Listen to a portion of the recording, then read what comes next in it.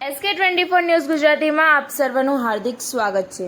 વડનગર તાલુકાના કરબટિયા પીપળદર પ્રાથમિક શાળામાં પ્રવેશોત્સવ યોજાયો।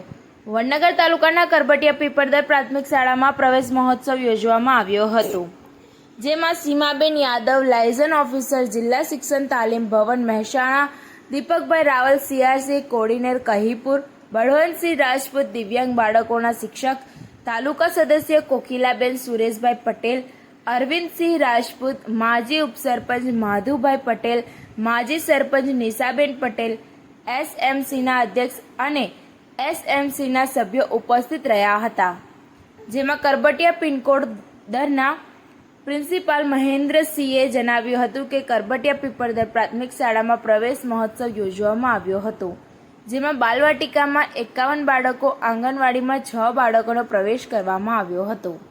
આ બાળકોને કીટ ઇન્દ્રસિંહ ચંદ્રસિંહ રાજપૂત દ્વારા આપવામાં આવી હતી। 1 થી 8 ધોરણના પૂરેપૂરી હાજરીવાળા વિદ્યાર્થીઓને ઇનામ આપવામાં આવ્યું હતું। શાળામાં મળેલી ગિફ્ટ્સનું પ્રદર્શન પણ